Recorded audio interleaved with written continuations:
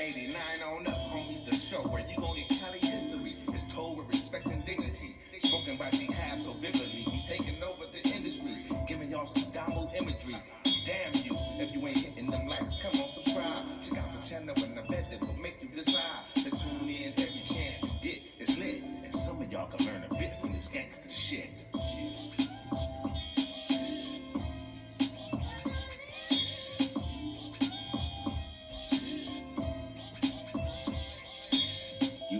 YouTube, what it do, loved ones? You know the motto, if you can, after the story, go over there, hit us with a like, which is a thumbs up, and that'll let us know we kicking our stuff.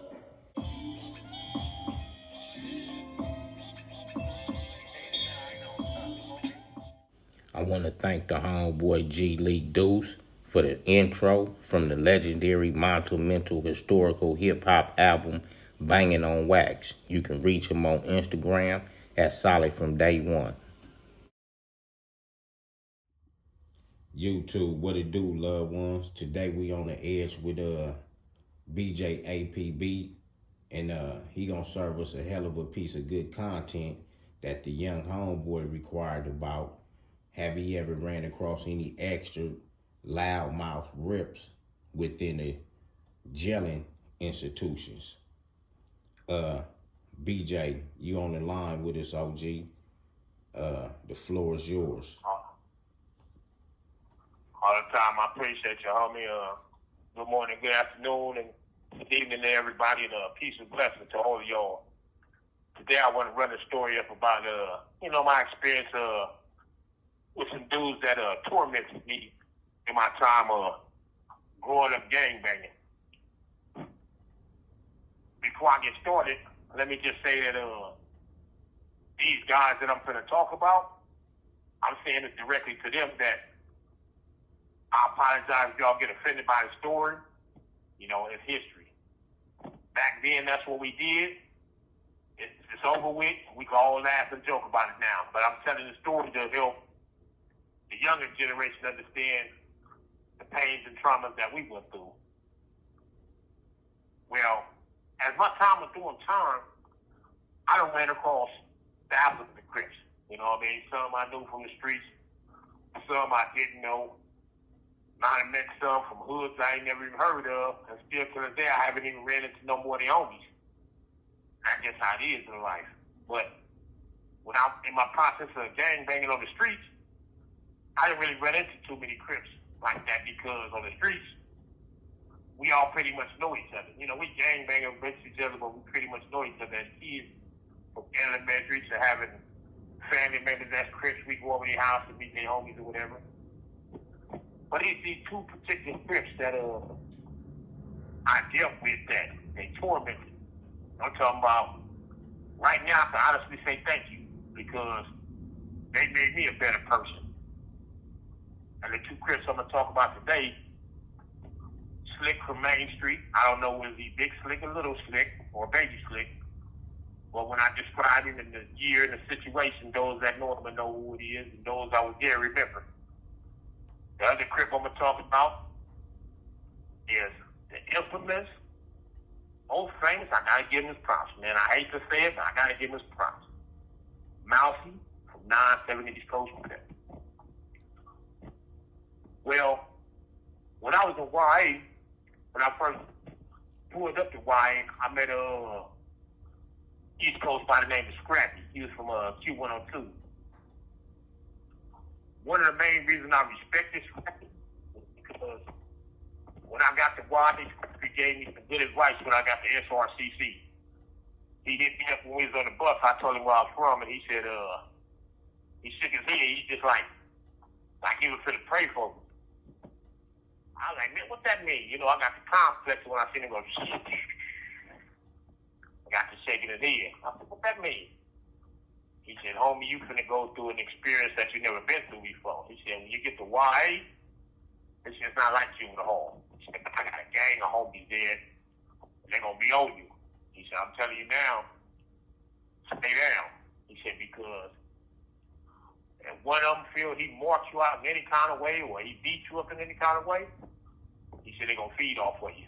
He said, you stay down and do what you're supposed to do, they're gonna respect you. He said, I'm telling you now, stay down. He said, because when I got the YA, when I first pulled up to YA, I met a East Coast by the name of Scrappy. He was from Q102. One of the main reasons I respected Scrappy was because told me why I would be respected. And the reason he was like, they're going to respect me is because by us all being from the considered, as you would say, the east side of Los Angeles, we are expected to a higher standards, you know. The Anthers, the East Coasters, the Swans, Bebops, Bonnets, all that on the east side, you know, is held to a certain standard because of our history. So I took heed to what he said, but I didn't take heed. I took it because at that time, since he's from the East Coast, he tried to scare me. On the moment I pulled up to Ventura and got off the bus, some dudes asked me where I'm from. I told them or whatever. It took about a week. After a week, out of nowhere, it was a dude that was becoming a ventriloquist. Those that don't know what a ventriloquist is, a ventriloquist is those dudes that be carrying the dummy and they be throwing their voice at a dummy talking and you don't see them moving their lips. Well, this dude, Mousy, he was good at that. So I never met Mousy. I just used to hear him through the window or something. You know, I got a job in the kitchen, and the kitchen was Central Kitchen. And why, you know, we used to be on some kid games because in Ventura, when they call for Central Kitchen, they call you for work. They like, anybody want to work CK? You feel me? That's how they used to talk. They holler over the loudspeaker, anybody want to work overtime, CK, let your counselor know and call in. So I had a bad habit of being funny. Like every time they say anybody want to work CK, I'd be like, all day. Here, go right here, I'm ready. And they used to offend people. You know, back then I thought it was funny. So when Mousy heard me saying stuff like this, somebody told him he became my tormentor. So I had to walk past, let me explain it. In Ventura, it's a long walkway. The kitchen is on the top of the hill, and Miramar is at the bottom of the hill before you get to the schoolhouse. And then across from Miramar, you had Alvarado where the girls be at. Then across from Alvarado, you had Mariloma, which was the boys' cottage. Then across from Mariloma was AV, Alta Vista, which was a pre-parole cottage for people that just came back on violation, doing programs to go back home. Mousy was on Mariloma. So every time I came down that roadway by Mariloma, Mousy would always take the time to make it his business to torment me. So one time he seen me, this was before I got into, you know, trying to build my body up and stuff. I was just, you know, little fat kid. I come down the roadway one day, he like, "Cuz, a fat ass apple pie." The whole building started laughing. You know, I'm dark skinned. For me to turn, I don't even turn red, I turn purple.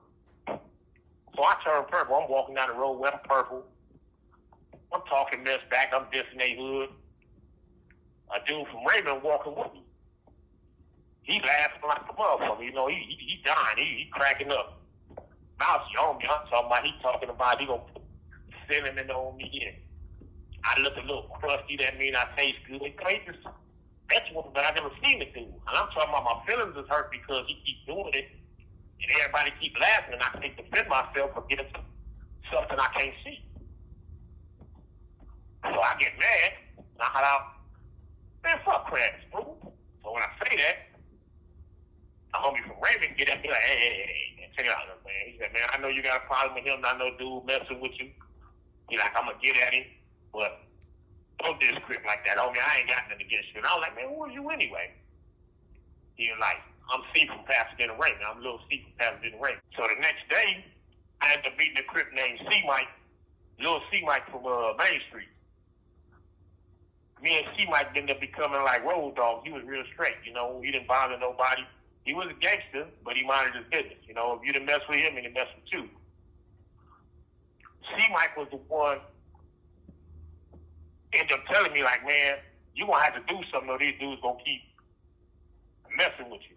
Because I couldn't do nothing because I didn't know who he was. So one day, I finally found out who Mousy was. And how I found out who he was, I had gotten into a fight with Peebo from Santana Block.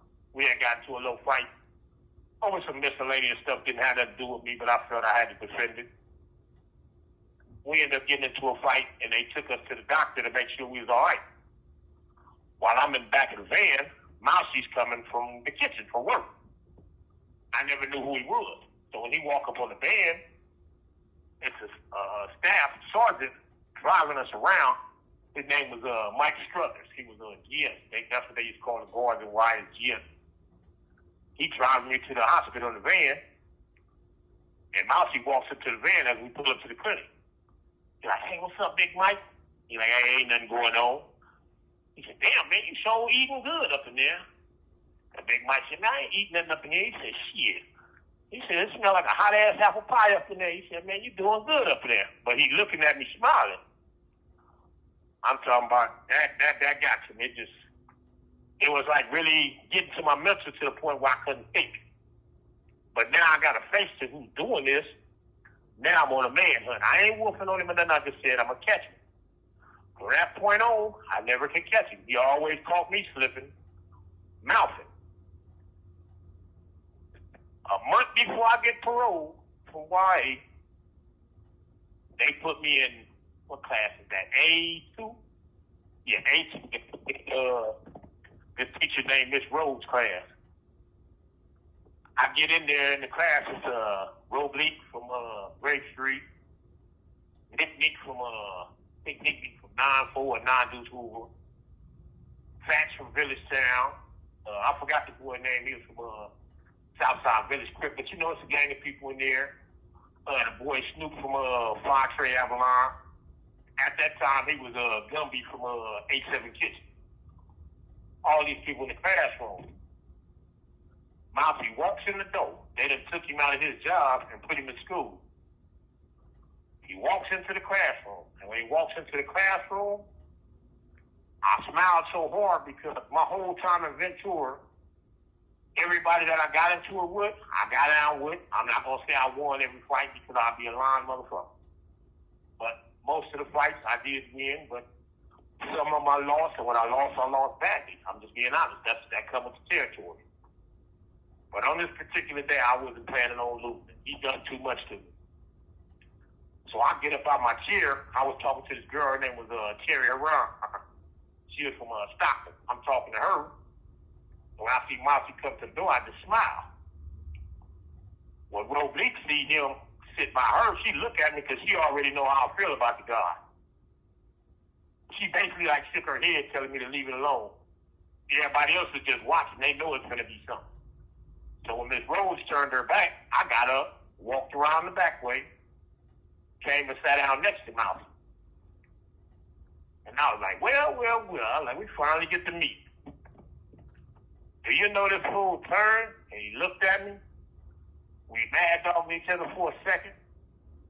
Then he just busted out laughing. And when he busted out laughing, I had no more animosity against him. And the reason I didn't was because that laugh was a respect of, damn, this motherfucker finna get me. He finally caught me.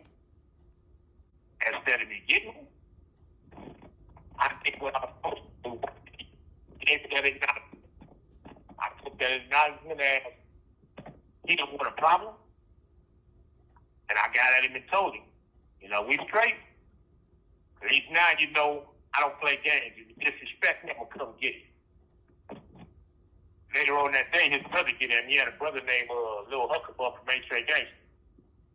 And Lil Huckabuck got at me and told me, like, you know, that's my baby brother, bro. Let me deal with my brother. He said, I know, but let me deal with him. And I had to respect Huckabuck for getting at me like that. And that's what ended that beef. I'm going to come back with part 2 and tell you about the slip.